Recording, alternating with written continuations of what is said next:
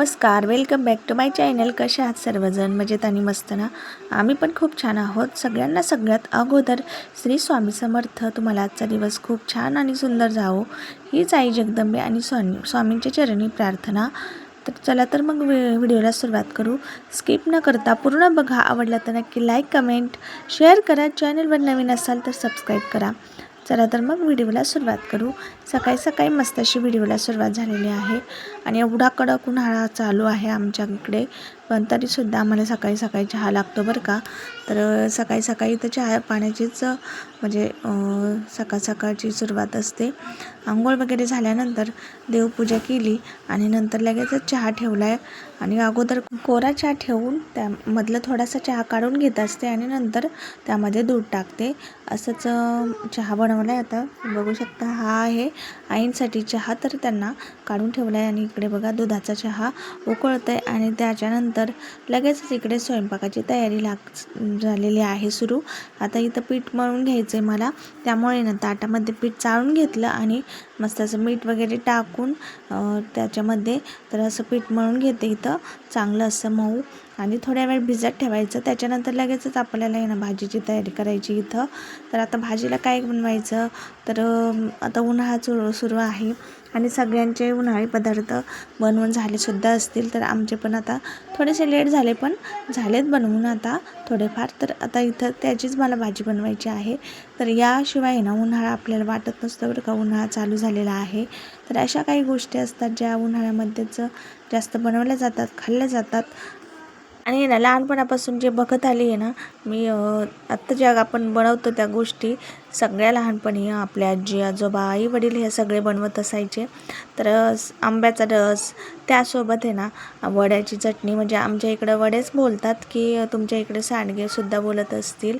तर सांडग्याची चटणी सगळ्यांना माहीतच असेल. सांडग्याची भाजी कशा वेगवेगळ्या प्रकारच्या म्हणजे नाही का पद्धत असते वेगळीकडं, म्हणजे कोणी सांडगे बोलतात, कोणी वडे, आणि बनवण्याची पद्धतसुद्धा वेगळी वेगळी असते. तर आमच्या इकडे आहे ना तर मस्त असं कांदा एक छान असा कापून घेतात जर फक्त आणि चटणी बनवायची असेल, म्हणजे थोडीशी सुकी थोडासा रस्सा, असं काहीसं आमच्या इकडे नाही का म्हणजे ती वड्याची भाजी बनवली जाते.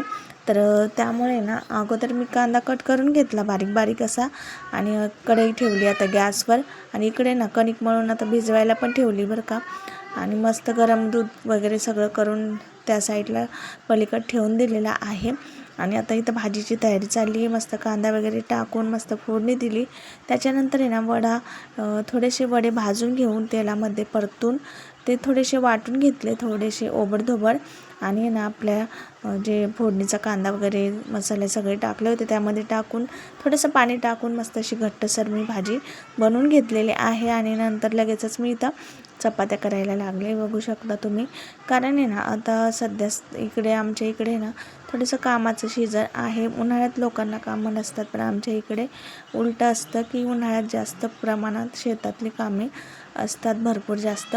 तर त्याचमुळे ना सकाळी लवकर आई आणि ते ट्रॅक्टर वगैरे घेऊन गेलेले आहेत आणि नंतर मग डबे वगैरे पाठवायचे असतात. कधी कधी लवकर झाले तर लांब असेल तर लवकर मग घेऊन जातात. नंतर इथंच त्याचीच तयारी चाललेली आहे माझी. तर मस्त असं आता मी वड्याची छान अशी चटणी केलेली आहे आणि याच्यासोबत आहे ना तुम्ही आमरस किंवा असं वेगळे काही खीर किंवा असं काही गोड पदार्थ थोडंसं खाऊ शकता. चपाती, खीर किंवा आमरस, शक्यतो आमरसच या दिवसामध्ये ना खाल्लं जातं आणि त्यासोबत ही चटणी तोंडी लावण्यासाठी बनवली जाते भाजी. तर मागे पण नाही का आमच्या लहानपणीसुद्धा आमरस ज्या ज्या वेळी असेल त्यावेळी ही वड्याची चटणी ही बनवली जात होती. कारण आमरस सुरुवातीला जेव्हा केव्हा त्यावेळी ना वडे किंवा सांडगे जे असतात ते नवीनच बनवले जातात आणि नवीन नवीन त्याची रेसिपी ही असतीच घरामध्ये सगळ्यांच्या, प्रत्येकाच्या, म्हणजे आमच्या इकडे तर असतेच अशी. तर खूप छान लागते बरं का खाण्यासाठी ती वड्याची चटणी. थोडेसे जर वडे भाजून घेतले तेलामध्ये आणि थोडेसे वाटून जर घेतले ना तर म्हणजे खरपूस थोडेसे चवीला चांगले लागतात ते.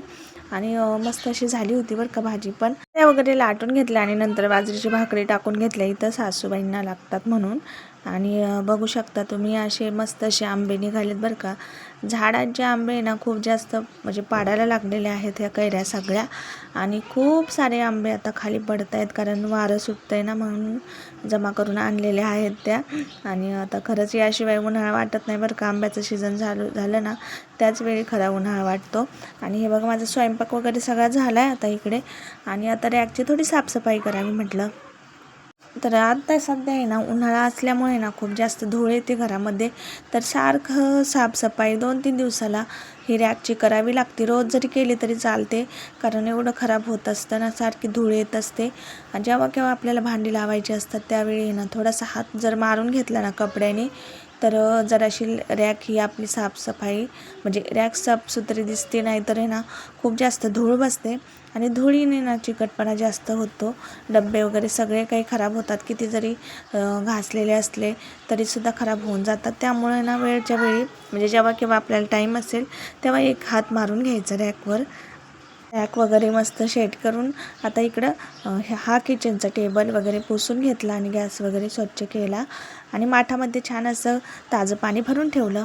ही बघा आता मी जे कटिंग्स लावली होती झाडं, त्यापैकी ना 2 जे आहेत ते चांगले जरासं खुललेलेच आहेत अजून, आणि एक जरासं सुकायला लागलेलं आहे. तर आता त्यालाच पाणी दिलं. थोडंसं होतं उरलेलं घरातलंच आपण जे स्वयंपाकाला भरून ठेवत असतो हांडा, त्यातलं खाली थोडंसं खराब राहतं, कारण बोरचं पाणी आहे आणि क्षार खूप असतात. आम्ही काही पित नाहीत ते, आम्ही तर जारचंच पाणी पितो. फक्त हे स्वयंपाक वगैरे करण्यासाठी वापरत असतो. त्याचं आहे ना खाली जर थोडंसं खराब असेल तर मग तो वापरत नाही आम्ही. ते पाणी झाडांना वगैरे असं टाकून देत असते, आणि त्यातली त्यात मग झाडं पण खूप छान होतात. आणि त्यावेळी हे पाणी जे उरलेलं असतं ते बरोबर म्हणजे लक्षात येतं त्याचा वापर कुठे काय करायचा, म्हणून झाडांना पण योग्य प्रमाणात आणि वेळेवर पाणी जातं. इकडे बघू शकता आता आंबे हे जे घरचे आहेत ते कसे खाण्याचं काम चालू आहे. तर हे आंबे आहेत ते ऑर्गॅनिक पद्धतीने पिकवले गेलेले आहेत, कारण एकाच घमिल्यामध्ये ना आम्ही भुस्सा ठेवलेला आहे गव्हाचा, आणि त्यामध्ये ना पाडं जे असतात ते पिकलेली पाडं थोडीशी पिकायला लागलेली ती ठेवून द्यायची, आणि मस्त अशी पिकतात मग, आणि छान असे आंबे लागतात. त्याने आपल्याला काही म्हणजे इजा पण होत नाही, म्हणजे सॉरी इजा म्हणते, पोटदुखी वगैरे असं काही प्रकार होत नाहीत.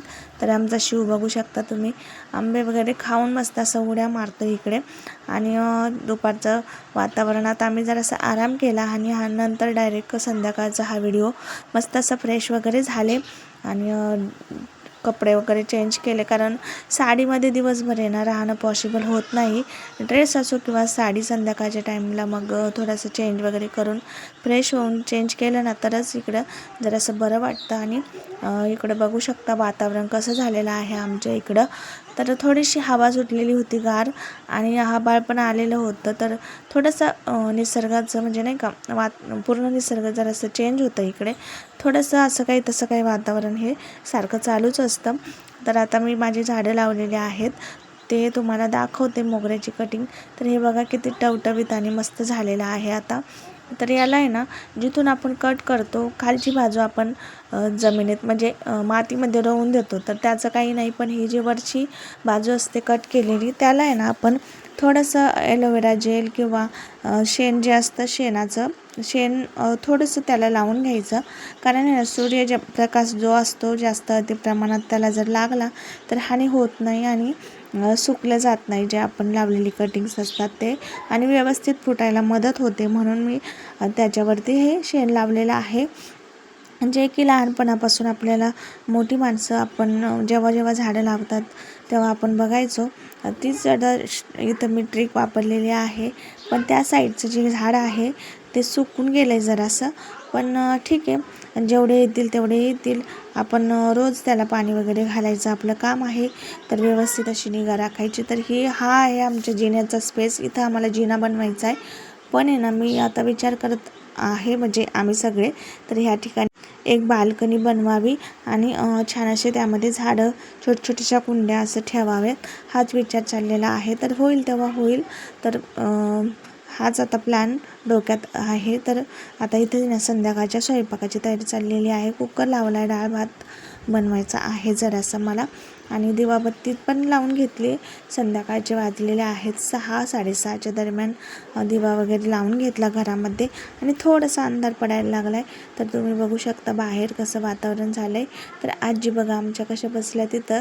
चहा वगैरे दिला होता आजीला करून, मस्त असा चहा वगैरे घेतला आजीने आणि बसल्यात. दिवसभर आहे ना बसून त्यांना पण बोर होतं खूप. तरी पण काय म्हणजे नाही का काही विलाजच नसतो, म्हाताऱ्या माणसांना शांत बसावं लागतं आहे. तर हे बघा अंगणात पाणी वगैरे शिंपडलं आणि छान अशी मोठी कैरी दिलेली आहे शेजारच्या काकूनी आमच्या. तर ती आता आहे ना कलमी आंब्याची कैरी आहे. तर मस्त असं संध्याकाळच्या जेवणासोबत आम्ही खाणार आहोत. तर आजचा व्हिडिओ तुम्हाला जर आवडला असेल तर नक्की एक लाईक करा. चॅनलवर नवीन असाल तर सबस्क्राईब करा. भेटू अशाच एका नवीन व्हिडिओसोबत. तोपर्यंत सर्वांना बाय बाय. श्री स्वामी समर्थ.